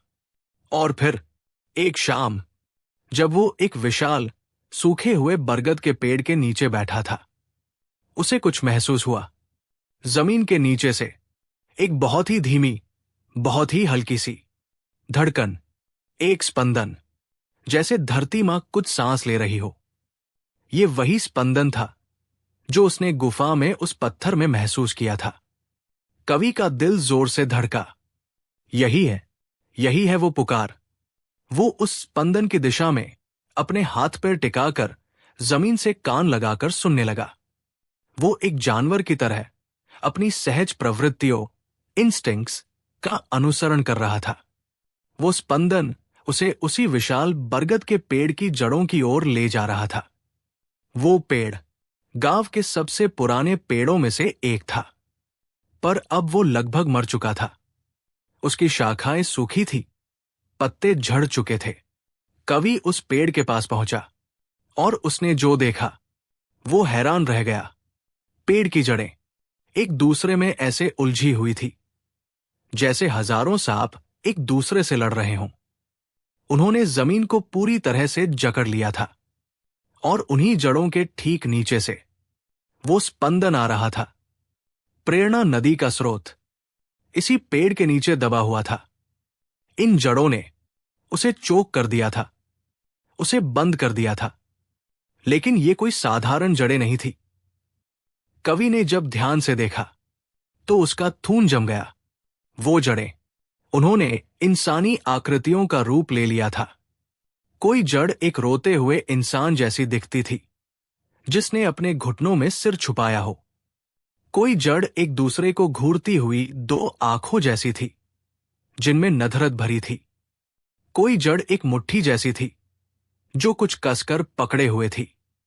कोई जड़ एक चीखते हुए मुंह जैसी थी। ये तो गांव वालों के दर्द का, उनके डर का, उनकी ईर्ष्या का जीता जागता स्वरूप था। गांव की आत्मा सिर्फ सूखी नहीं थी, वो उलझ गई थी। उसने खुद ही अपने स्रोत को बंद कर दिया था। प्रेरणा का स्रोत, प्रेम का स्रोत, आनंद का स्रोत उसे किसी बाहरी चट्टान ने नहीं, हमारी अपनी नकारात्मकता ने, हमारे अपने अंदर की गांठों ने रोक रखा था। अब कवि को समझ आया, ऋषि ने उसे बिना हाथों के काम करने क्यों कहा था। क्योंकि इस उलझन को, इस दर्द को छेनी थौड़े से नहीं काटा जा सकता था। इसे तोड़ने की कोशिश करते तो ये और मजबूती से उलझ जाता। इस दर्द को सिर्फ प्रेम से, करुणा से ही पिघलाया जा सकता था। इसे ठीक करने का एक ही तरीका था, इसके साथ बस बैठना, इसे अपनी शांति की, अपनी करुणा की ऊर्जा देना। कवि ने एक गहरी सांस ली। ये उसके जीवन की सबसे बड़ी परीक्षा थी। उसने अपने सामने उस भयानक, दर्दनाक दृश्य को देखा, और वो वहीं उन उलझी हुई जड़ों के सामने ध्यान में बैठ गया। उसने कुछ नहीं किया, कोई मंत्र नहीं पढ़ा, कोई प्रार्थना नहीं की। वो बस बैठ गया और अपनी सारी चेतना को, अपने अंदर की उस शांति को, उस मौन को, उस संगीत को उन जड़ों की ओर प्रवाहित करने लगा। वो उनके दर्द को महसूस कर रहा था, उनकी घुटन को महसूस कर रहा था, उनकी चीखों को सुन रहा था। और वो उन्हें जज नहीं कर रहा था, वो बस उन्हें अपनी स्वीकृति दे रहा था, अपनी करुणा, कंपैशन दे रहा था। जैसे एक मां अपने रोते हुए बच्चे को बस अपनी गोद में लेकर चुपचाप बैठी रहती है। ये पल, ये खामोश समर्पण, ये बिना कुछ किए सब कुछ करने की कला, अगर इसने हमारे अंदर के किसी सोए हुए तार को छुआ है, अगर हमें लगा है कि हमारे अंदर भी कुछ ऐसी ही उलझी हुई जड़ें हैं जिन्हें करुणा की जरूरत है, तो चलिए इस एहसास को अपने तक न रखें, इस रोशनी को, इस समझ को आगे बढ़ाएं। इस वीडियो को लाइक करें, इसे उस किसी अपने को भेजें जो शायद अपने अंदर के दर्द से लड़ रहा हो, और सब्सक्राइब करें ताकि हम सब मिलकर इस हीलिंग के रास्ते पर एक दूसरे का हाथ थाम सकें। कमेंट्स में नमो बुद्धाय, नमो बुद्धाय जरूर लिखें। ये शब्द नहीं, एक एहसास है। ये बताता है कि हम सब जागने की इस यात्रा में एक साथ है, और अगर हमारा दिल इस पल में कृतज्ञता से भर गया हो, सुपर थैंक्स के जरिए हम अपना प्रेम और सहयोग हम तक पहुंचा सकते हैं। आपका हर एक इशारा इस जगह को और भी गहरा और पवित्र बनाने में हमारी मदद करता है। एक दिन बीता, 2 दिन बीते, एक हफ्ता बीत गया, कवि वही बैठा रहा, अचल, अडिग। गांव वालों ने जब उसे वहां देखा तो उनका गुस्सा और बढ़ गया। देखो इस ढोंगी को, धीरज मुखिया गर्जा। हमने सोचा था ये कुछ करेगा, और ये यहां आकर सो रहा है। इस मरे हुए पेड़ के सामने बैठकर ये नदी को वापस लाएगा। ये हम सबका समय बर्बाद कर रहा है। कोई और चिल्लाया, इसे यहां से हटाओ, इसे गांव से बाहर निकालो। भीड़ का गुस्सा बढ़ता जा रहा था। वो कवि की ओर बढ़ने लगे। उन्हें कवि की शांति उनकी अपनी अशांति का आईना दिखा रही थी, और वो उसे बर्दाश्त नहीं कर पा रहे थे।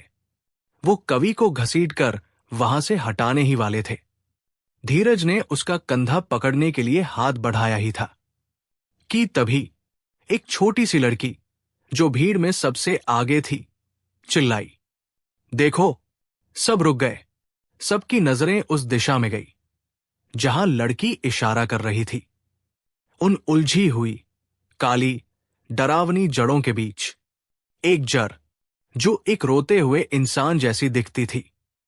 उसके ठीक ऊपर एक नन्ही सी हरी पत्ती फूट आई थी। वो पत्ती उस घने अंधेरे में एक जुगनू की तरह चमक रही थी। एक असंभव से चमत्कार का पहला संकेत। भीड़ जहां की तहां जम गई। उनकी आंखों में अविश्वास था। ये कैसे हो सकता है? लेकिन कहानी यहां तत्व नहीं होती। क्या वो एक पत्ती पूरे गांव का विश्वास बदल पाएगी, या उनका गुस्सा, उनकी अधीरता इस नाजुक से चमत्कार को शुरू होने से पहले ही कुचल देगी? प्रेरणा की नदी क्या सच में बह पाएगी? आगे क्या है, ये जानने के लिए बुद्ध ब्लेसिंग इंस्पायर के साथ जुड़े रहें। ये कैसी परीक्षा थी? ये बुद्ध की कौन सी शिक्षा थी? अनात्मन ये एहसास कि मैं कुछ नहीं करता, सब कुछ बस हो रहा है। कवि के सामने दो रास्ते थे। एक, यहीं इस शांतिपूर्ण गुफा में रुक जाए और अपनी बची हुई जिंदगी इसी मौन के संगीत में गुजार दे। दूसरा, इस असंभव सी लगने वाली शर्त को स्वीकार करे और उस शोर भरी दुनिया में वापस लौट जाए जहां हार निश्चित लग रही थी। हमारा दिल क्या कहता है? सही रास्ता कौन सा है? क्या असली ज्ञान एकांत में मिलता है, या उस ज्ञान को दुनिया के दर्द में, सेवा में उतारने में?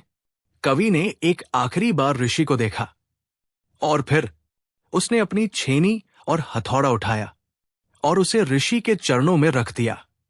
उसने अपने सबसे बड़े हथियार, अपनी सबसे बड़ी पहचान का त्याग कर दिया और बिना एक शब्द कहे वो पर्वत से नीचे उतरने लगा, शिल्पग्राम की ओर, एक ऐसी यात्रा पर जिसका नक्शा उसके पास नहीं था, एक ऐसे काम के लिए जिसके औजार उसके पास नहीं थे, एक ऐसे रहस्य को सुलझाने जिसकी पहेली वो खुद भी नहीं समझ पा रहा था।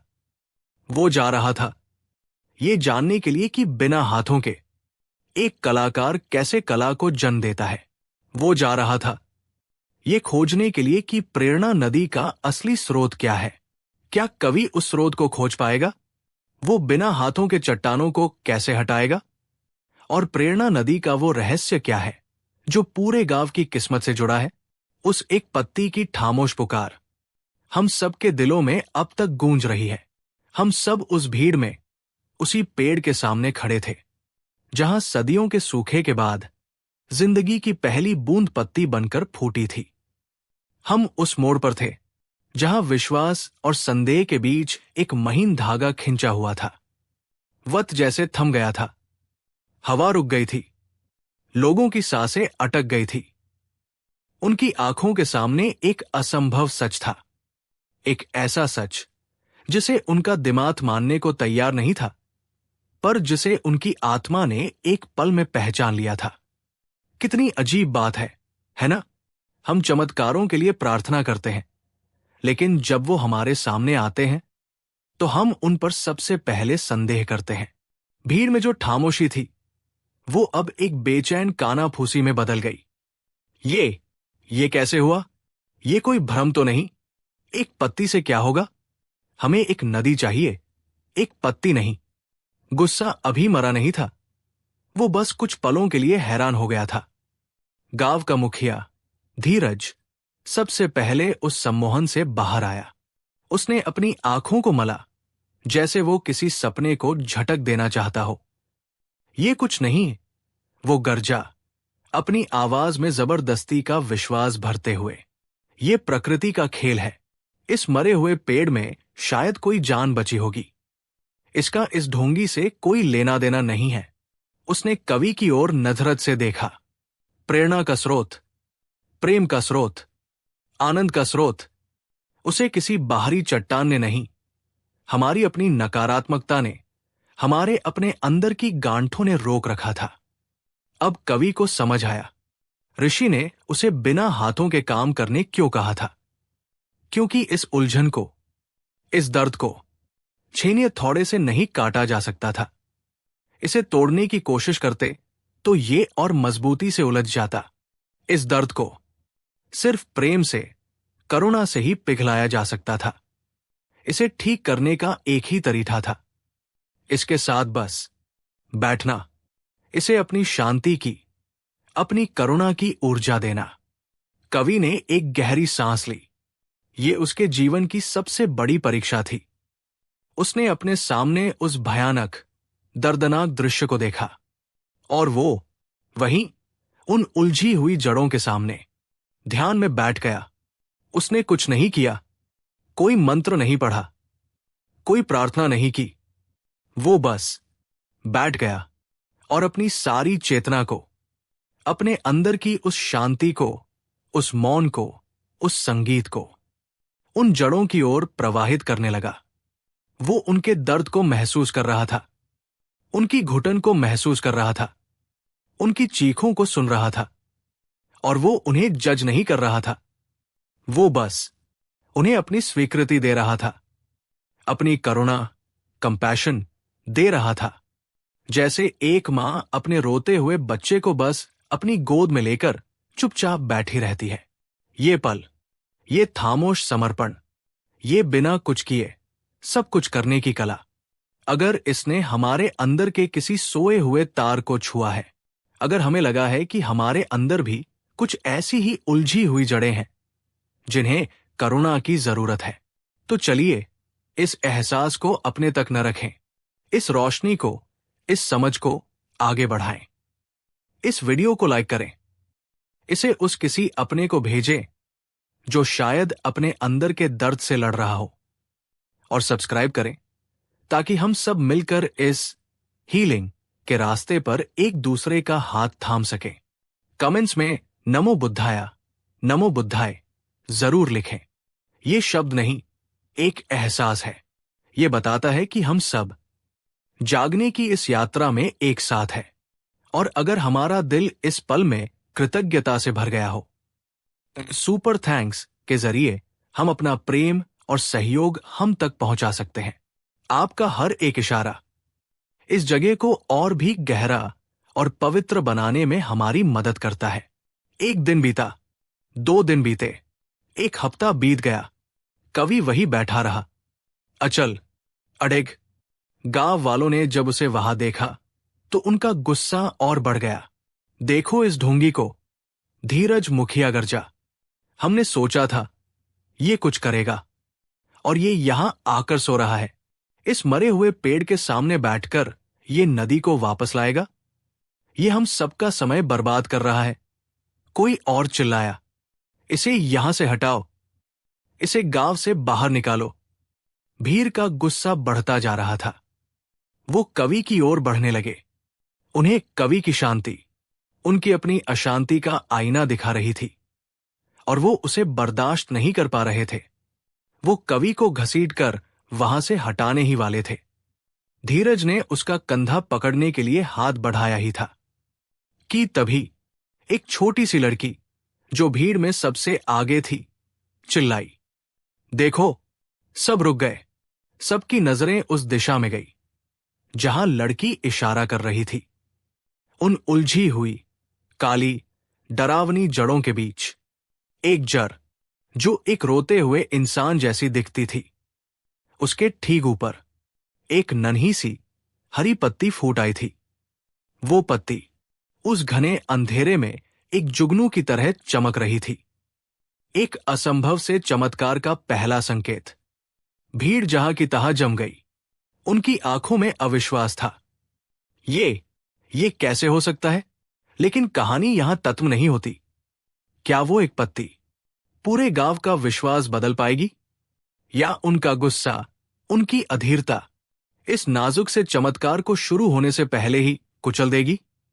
प्रेरणा की नदी क्या सच में बह पाएगी? आगे क्या है, ये जानने के लिए बुद्ध ब्लेसिंग इंस्पायर के साथ जुड़े रहें। ये कैसी परीक्षा थी? ये बुद्ध की कौन सी शिक्षा थी? अनात्मन ये एहसास कि मैं कुछ नहीं करता, सब कुछ बस हो रहा है। कवि के सामने 2 रास्ते थे। एक यहीं इस शांतिपूर्ण गुफा में रुक जाए और अपनी बची हुई जिंदगी इसी मौन के संगीत में गुजार दे। दूसरा, इस असंभव सी लगने वाली शर्त को स्वीकार करे और उस शोर भरी दुनिया में वापस लौट जाए जहां हार निश्चित लग रही थी। हमारा दिल क्या कहता है? सही रास्ता कौन सा है? क्या असली ज्ञान एकांत में मिलता है या उस ज्ञान को दुनिया के दर्द में, सेवा में उतारने में? कवि ने एक आखिरी बार ऋषि को देखा और फिर उसने अपनी छेनी और हथौड़ा उठाया और उसे ऋषि के चरणों में रख दिया। उसने अपने सबसे बड़े हथियार, अपनी सबसे बड़ी पहचान का त्याग कर दिया और बिना एक शब्द कहे वो पर्वत से नीचे उतरने लगा, शिल्पग्राम की ओर, एक ऐसी यात्रा पर जिसका नक्शा उसके पास नहीं था, एक ऐसे काम के लिए जिसके औजार उसके पास नहीं थे, एक ऐसे रहस्य को सुलझाने जिसकी पहेली वो खुद भी नहीं समझ पा रहा था। वो जा रहा था ये जानने के लिए कि बिना हाथों के एक कलाकार कैसे कला को जन्म देता है। वो जा रहा था ये खोजने के लिए कि प्रेरणा नदी का असली स्रोत क्या है। क्या कवि उस स्रोत को खोज पाएगा? वो बिना हाथों के चट्टानों को कैसे हटाएगा? और प्रेरणा नदी का वो रहस्य क्या है जो पूरे गांव की किस्मत से जुड़ा है? उस एक पत्ती की खामोश पुकार हम सबके दिलों में अब तक गूंज रही है। हम सब उस भीड़ में उसी पेड़ के सामने खड़े थे जहां सदियों के सूखे के बाद जिंदगी की पहली बूंद पत्ती बनकर फूटी थी। हम उस मोड़ पर थे जहां विश्वास और संदेह के बीच एक महीन धागा खिंचा हुआ था। वक्त जैसे थम गया था, हवा रुक गई थी, लोगों की सांसें अटक गई थी। उनकी आंखों के सामने एक असंभव सच था, एक ऐसा सच जिसे उनका दिमाग मानने को तैयार नहीं था, पर जिसे उनकी आत्मा ने एक पल में पहचान लिया था। कितनी अजीब बात है ना? हम चमत्कारों के लिए प्रार्थना करते हैं, लेकिन जब वो हमारे सामने आते हैं तो हम उन पर सबसे पहले संदेह करते हैं। भीड़ में जो खामोशी थी वो अब एक बेचैन कानाफूसी में बदल गई। ये कैसे हुआ? ये कोई भ्रम तो नहीं? एक पत्ती से क्या होगा? हमें एक नदी चाहिए, एक पत्ती नहीं। गुस्सा अभी मरा नहीं था, वो बस कुछ पलों के लिए हैरान हो गया था। गांव का मुखिया धीरज सबसे पहले उस सम्मोहन से बाहर आया। उसने अपनी आंखों को मला जैसे वो किसी सपने को झटक देना चाहता हो। ये कुछ नहीं, वो गरजा, अपनी आवाज में जबरदस्ती का विश्वास भरते हुए। ये प्रकृति का खेल है। इस मरे हुए पेड़ में शायद कोई जान बची होगी। इसका इस ढोंगी से कोई लेना देना नहीं है। उसने कवि की ओर नजरत से देखा। चलो यहां से। उसने भीड़ को आदेश दिया, हमें अपना काम करना है। हमें पानी का कोई और इंतजाम करना होगा। इस पागल के भरोसे हम नहीं बैठ सकते। धीरज मुड़ा और चल दिया। उसके पीछे पीछे ज्यादातर लोग भी हिचकिचाते हुए चल दिए। वो उस उम्मीद को देखने से डर रहे थे जो अगर झूठी निकली तो उनका बचा कुचा हौसला भी तोड़ देगी। लेकिन सब नहीं गए। वो छोटी लड़की जिसकी आंखों ने सबसे पहले उस चमत्कार को देखा था, वो वही खड़ी रही।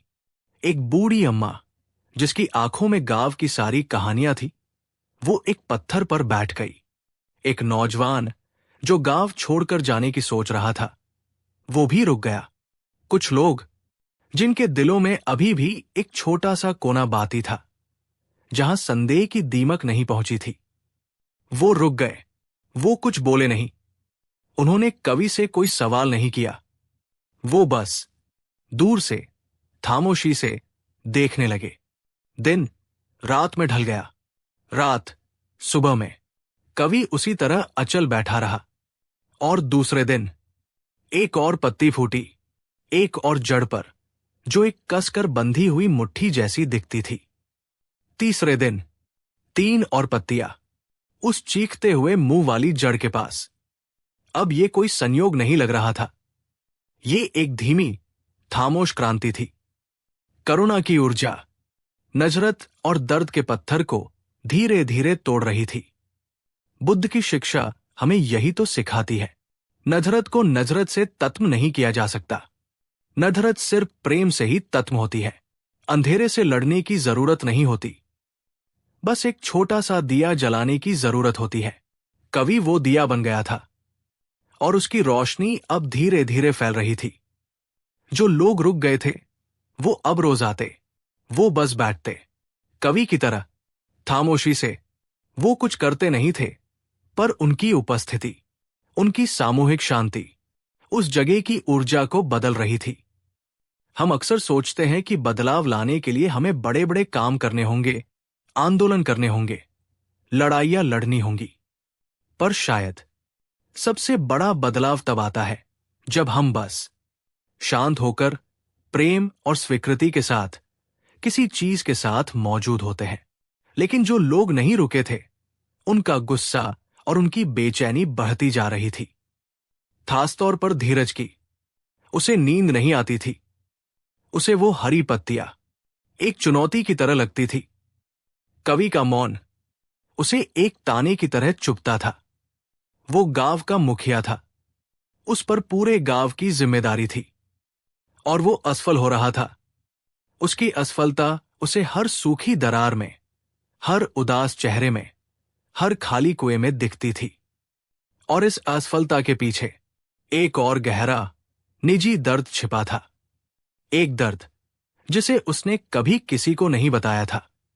उसे याद आया वो दिन जब प्रेरणा नदी पहली बार पूरी तरह सूखी थी। उस दिन उसके जवान बेटे साहस ने उससे आकर कहा था, पिताजी, अब इस गांव में कुछ नहीं बचा, मैं शहर जा रहा हूं अपनी जिंदगी बनाने। धीरज ने उसे रोकने की बहुत कोशिश की थी। ये हमारी जमीन है बेटा, हम यही जिएंगे, यही मरेंगे। एक मुखिया का बेटा होकर तू ऐसे पीठ दिखाकर भागेगा? आप मुखिया हो सकते हैं पिताजी, पर आप इस सूखी धरती से पानी नहीं निकाल सकते। साहस ने कड़वाहट से कहा था, मैं अपना भविष्य इस अंधेरे में बर्बाद नहीं कर सकता। उस दिन बाप बेटे में बहुत बहस हुई और आखिर में साहस ने जाते जाते कहा था, आप अपनी जिम्मेदारी और अपने अहंकार को पकड़े रहिए, मैं जा रहा हूं। वो चला गया था और फिर कभी लौटकर नहीं आया। धीरज को लगता था कि उसने सिर्फ अपना बेटा नहीं, अपना सम्मान भी खो दिया है। उसका अहंकार कि वो गांव को बचा लेगा, वो टूट चुका था, और वो इस टूटे हुए अहंकार को अपने गुस्से के पीछे छिपाता था। कवि की शांति उसे उसके अपने अंदर की अशांति का आईना दिखाती थी। कवि का समर्पण उसे उसके अपने अहंकार की याद दिलाता था। वो और बर्दाश्त नहीं कर सका। उस रात वो गुस्से में उठा, आज इस नाटक को खत्म करना ही होगा। वो सीधा उस बरगद के पेड़ की ओर चल पड़ा। उसके हाथ में एक मोटी लाठी थी। वो कवि को वहां से घसीटकर हटाने वाला था। विजुअल, धीरज गुस्से में पेड़ की ओर बढ़ रहा है। वहां कुछ लोग अभी भी खामोशी से बैठे हैं। चांदनी रात है, माहौल तनावपूर्ण है। वो वहां पहुंचा। उठो यहां से, ढोंगी, वो कवि पर चीखा, जो अभी भी ध्यान में लीन था। बहुत हो गया तुम्हारा ये ड्रामा। तुम लोगों को झूठी उम्मीदें दे रहे हो। जो लोग वहां बैठे थे वो डरकर खड़े हो गए, पर किसी ने धीरज को रोकने की हिम्मत नहीं की। कवि ने आंखें नहीं खोली। उसकी ये शांति धीरज के गुस्से को और भड़का रही थी। मैं तुमसे बात कर रहा हूं, वो गरजा। उसने अपनी लाठी उठाई। अगर तुम नहीं उठे तो मैं। उसकी नजर सामने उन उलझी हुई जड़ों पर पड़ी। चांद की रोशनी में वो और भी ज्यादा भयानक लग रही थी।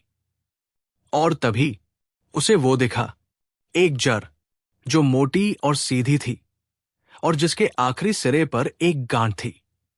उसके ठीक बगल में एक और पतली जड़ थी जो उससे दूर जा रही थी, जैसे कोई मुड़कर जा रहा हो। वो एक तस्वीर थी, एक पिता और एक पुत्र की।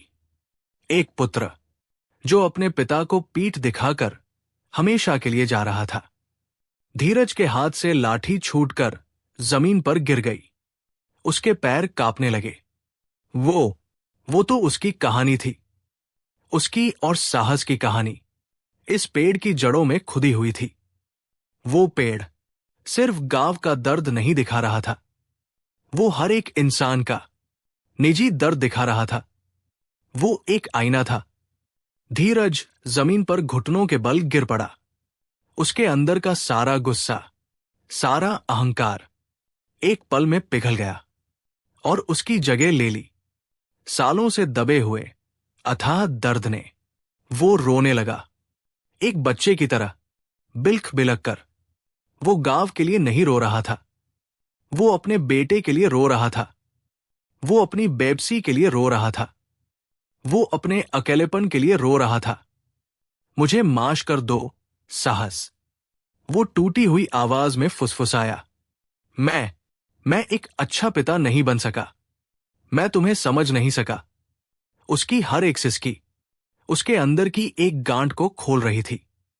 उसके गर्म आंसू उस सूखी, फटी हुई धरती में जज्ब हो रहे थे। ये क्षण, ये ईमानदारी का आंसू, जब अहंकार टूटता है और आत्मा की सच्ची आवाज बाहर आती है, ये दुनिया का सबसे पवित्र क्षण होता है।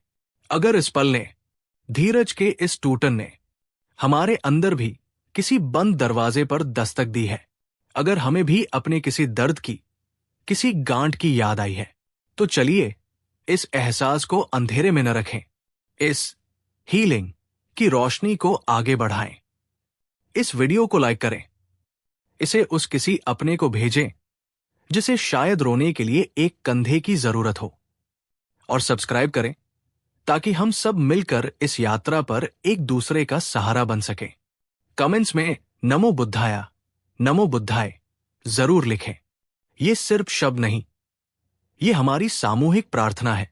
ये बताता है कि हम सब अपने अपने दर्द के साथ अकेले नहीं हैं, और अगर हमारा दिल इस पवित्र क्षण के लिए कृतज्ञता महसूस कर रहा हो, तो सुपर थैंक्स के जरिए हम अपना सहयोग और प्रेम हम तक पहुंचा सकते हैं। चलो यहां से, उसने भीड़ को आदेश दिया, हमें अपना काम करना है, हमें पानी का कोई और इंतजाम करना होगा। इस पागल के भरोसे हम नहीं बैठ सकते।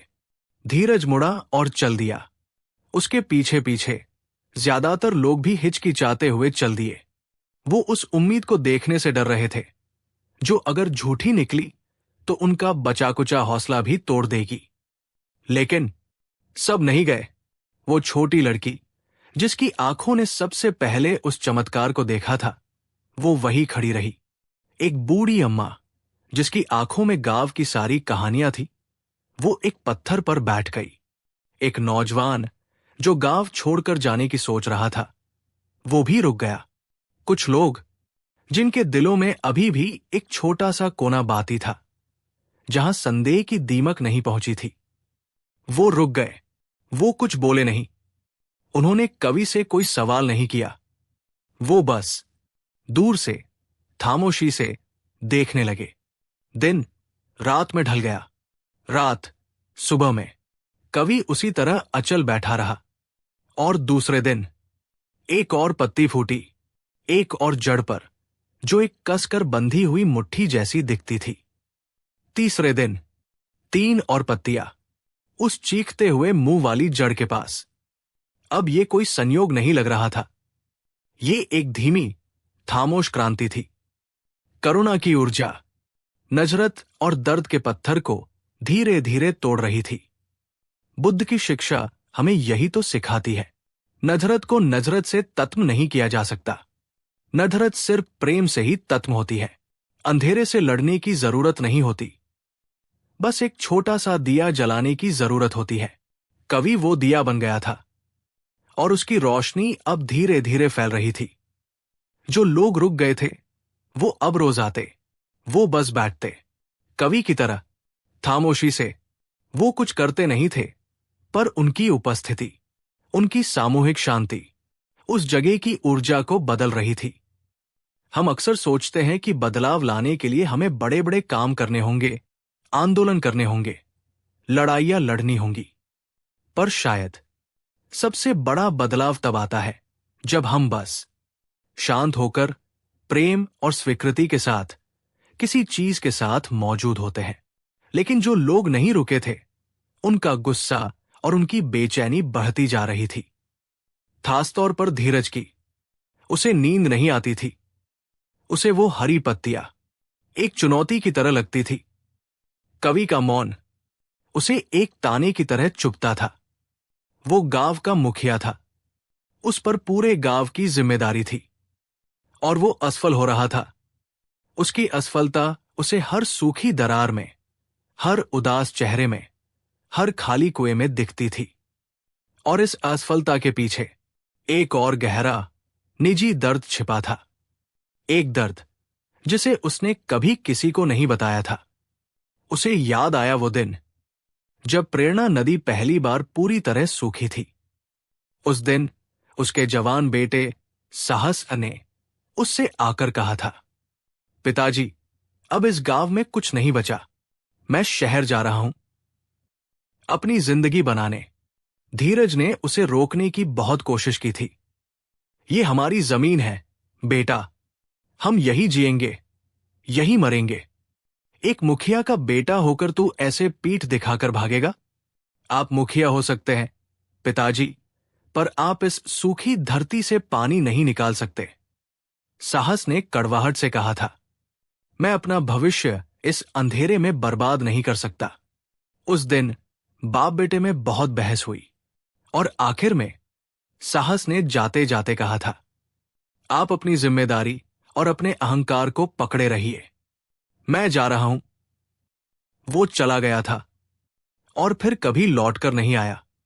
धीरज को लगता था कि उसने सिर्फ अपना बेटा नहीं, अपना सम्मान भी खो दिया है। उसका अहंकार कि वो गांव को बचा लेगा, वो टूट चुका था, और वो इस टूटे हुए अहंकार को अपने गुस्से के पीछे छिपाता था। कवि की शांति उसे उसके अपने अंदर की अशांति का आईना दिखाती थी। कवि का समर्पण उसे उसके अपने अहंकार की याद दिलाता था। वो और बर्दाश्त नहीं कर सका। उस रात वो गुस्से में उठा, आज इस नाटक को खत्म करना ही होगा। वो सीधा उस बरगद के पेड़ की ओर चल पड़ा। उसके हाथ में एक मोटी लाठी थी। वो कवि को वहां से घसीटकर हटाने वाला था। विजुअल, धीरज गुस्से में पेड़ की ओर बढ़ रहा है।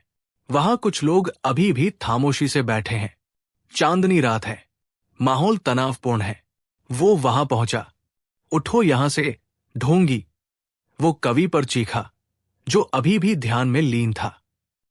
बहुत हो गया तुम्हारा ये ड्रामा। तुम लोगों को झूठी उम्मीदें दे रहे हो। जो लोग वहां बैठे थे वो डरकर खड़े हो गए, पर किसी ने धीरज को रोकने की हिम्मत नहीं की। कवि ने आंखें नहीं खोली। उसकी ये शांति धीरज के गुस्से को और भड़का रही थी। मैं तुमसे बात कर रहा हूं, वो गरजा। उसने अपनी लाठी उठाई। अगर तुम नहीं उठे तो मैं। उसकी नजर सामने उन उलझी हुई जड़ों पर पड़ी। चांद की रोशनी में वो और भी ज्यादा भयानक लग रही थी। और तभी उसे वो दिखा, एक जड़ जो मोटी और सीधी थी, और जिसके आखिरी सिरे पर एक गांठ थी। उसके ठीक बगल में एक और पतली जड़ थी जो उससे दूर जा रही थी, जैसे कोई मुड़कर जा रहा हो। वो एक तस्वीर थी, एक पिता और एक पुत्र की। एक पुत्र जो अपने पिता को पीठ दिखाकर हमेशा के लिए जा रहा था। धीरज के हाथ से लाठी छूटकर जमीन पर गिर गई। उसके पैर कांपने लगे।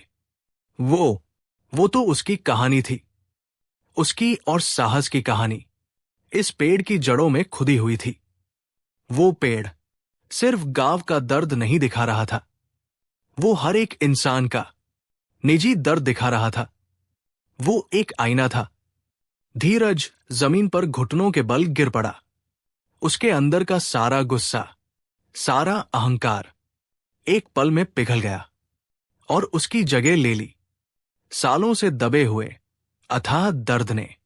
वो रोने लगा, एक बच्चे की तरह, बिल्ख बिलख कर। वो गांव के लिए नहीं रो रहा था, वो अपने बेटे के लिए रो रहा था। वो अपनी बेबसी के लिए रो रहा था। वो अपने अकेलेपन के लिए रो रहा था। मुझे माश कर दो, साहस। वो टूटी हुई आवाज में फुसफुसाया। मैं एक अच्छा पिता नहीं बन सका। मैं तुम्हें समझ नहीं सका।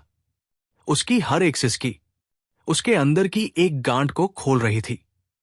उसके गर्म आंसू उस सूखी, फटी हुई धरती में जज्ब हो रहे थे। ये क्षण, ये ईमानदारी का आंसू, जब अहंकार टूटता है और आत्मा की सच्ची आवाज बाहर आती है, ये दुनिया का सबसे पवित्र क्षण होता है। अगर इस पल ने, धीरज के इस टूटन ने, हमारे अंदर भी किसी बंद दरवाजे पर दस्तक दी है, अगर हमें भी अपने किसी दर्द की, किसी गांठ की याद आई है, तो चलिए इस एहसास को अंधेरे में न रखें। इस हीलिंग की रोशनी को आगे बढ़ाएं। इस वीडियो को लाइक करें। इसे उस किसी अपने को भेजें जिसे शायद रोने के लिए एक कंधे की जरूरत हो। और सब्सक्राइब करें ताकि हम सब मिलकर इस यात्रा पर एक दूसरे का सहारा बन सकें। कमेंट्स में नमो बुद्धाया, नमो बुद्धाय जरूर लिखें। ये सिर्फ शब्द नहीं, ये हमारी सामूहिक प्रार्थना है। ये बताता है कि हम सब अपने अपने दर्द के साथ अकेले नहीं हैं। और अगर हमारा दिल इस पवित्र क्षण के लिए कृतज्ञता महसूस कर रहा हो, तो सुपर थैंक्स के जरिए हम अपना सहयोग और प्रेम हम तक पहुंचा सकते हैं। आपका हर एक इशारा इस जगह को और भी गहरा और सुरक्षित बनाने में हमारी मदद करता है, जहां हर आत्मा को खुलने का मौका मिले। धीरज के रोने की आवाज उस रात की खामोशी को चीर रही थी, पर वो एक विनाश की आवाज नहीं थी। वो एक जंग की आवाज थी, एक नए धीरज के जन्म की। पहली बार गांव के लोगों ने अपने मुखिया को कमजोर देखा था, और पहली बार उन्होंने उसके लिए इतनी इज्जत महसूस की थी, क्योंकि उसकी कमजोरी में उसकी सच्चाई थी। जो लोग उसे देख रहे थे, उनकी आंखों में भी आंसू आ गए, क्योंकि उसकी कहानी में उन्हें कहीं न कहीं अपनी कहानी की भी झलक दिख रही थी। किसी को अपने पिता से की गई बहस याद आई, किसी को अपनी मां से कहे कड़वे शब्द, किसी को अपना कोई अधूरा सपना। वो एक आदमी का दर्द नहीं था, वो पूरे गांव का, पूरी इंसानियत का साझा दर्द था। बुद्ध ने कहा था, दुख सार्वभौमिक है। हम सब दर्द महसूस करते हैं, और जब हम इस सच को स्वीकार कर लेते हैं, तो हम एक दूसरे से जुड़ जाते हैं। हमारी लड़ाइयां खत्म हो जाती है और करुणा का जन्म होता है। उस रात उस पेड़ के नीचे शिल्पग्राम पहली बार एक परिवार की तरह महसूस कर रहा था। कवि ने धीरे धीरे अपनी आंखें खोली। उसने धीरज को नहीं देखा, उसने लोगों को नहीं देखा। उसकी नजर उस जगह पर थी जहां धीरज के आंसू जमीन में समा रहे थे। और जैसे ही उसने वहां देखा, एक आवाज आई, एक बहुत ही धीमी, गहरी, गूंजती हुई आवाज। जमीन के नीचे से रंबल। सब लोग एकदम चुप हो गए। उन्होंने एक दूसरे की ओर देखा। ये क्या था? वो आवाज फिर आई, इस बार थोड़ी ज्यादा साफ, जैसे कोई विशालकाय जीव गहरी नींद से अंगड़ाई लेकर जाग रहा हो। रंबल। धरती कांप रही थी। लेकिन कहानी अभी खत्म नहीं हुई है। ये आवाज क्या है? क्या ये उम्मीद की गूंज है, या किसी आने वाले तूफान की आहट? क्या एक इंसान के आंसू सच में सूखी धरती को जिंदा कर सकते हैं? धरती की वो गूंज, वो कंपन हम सबकी सांसों में अब भी ठहरा हुआ है। हम सब उस पेड़ के नीचे उस रात में खड़े थे, जब एक इंसान के आंसू ने जमीन के दिल को छू लिया था। और अब हम सब इंतजार कर रहे थे, ये जानने का कि ये किसी अंत की आहट है या एक नई शुरुआत की। गांव के लोगों के लिए वो कंपन डर था, किसी अनहोनी का, किसी प्रलय का। वो पीछे हटने लगे, पर धीरज, वो वहीं अपने घुटनों पर बैठा रहा। उसके लिए वो कंपन डर नहीं था, वो एक जवाब था। उसके सालों के दर्द का, उसके एक आंसू का ब्रह्मांड ने जवाब दिया था। उसने जमीन को छुआ और जैसे ही उसकी उंगलियों ने उस कांपती हुई धरती को छुआ, कंपन रुक गया और उस जगह पर जहां उसके आंसू गिरे थे, उस सूखी फटी हुई मिट्टी में एक गहरा काला गीला धब्बा उभर आया। सबकी सांसें रुक गई। वो गीला धब्बा धीरे धीरे फैलने लगा। 1 इंच, 2 इंच, और फिर उस गीले धब्बे के बीच से पानी की एक अकेली चमकीली बूंद सतह पर आ गई, और उसके पीछे एक और एक और। वो कोई फव्वारा नहीं था जो जोर से फूटा हो। वो कोई सैलाब नहीं था जो सब कुछ बहा ले जाए। वो बहुत ही कोमल था, बहुत ही शांत, जैसे धरती मां अपने आंसू पोंछ रही हो। पानी धीरे धीरे रिसने लगा, एक छोटा सा गड्ढा भरने लगा, और वो पानी जब उन उलझी हुई काली दर्दनाक जड़ों तक पहुंचा तो एक और चमत्कार हुआ।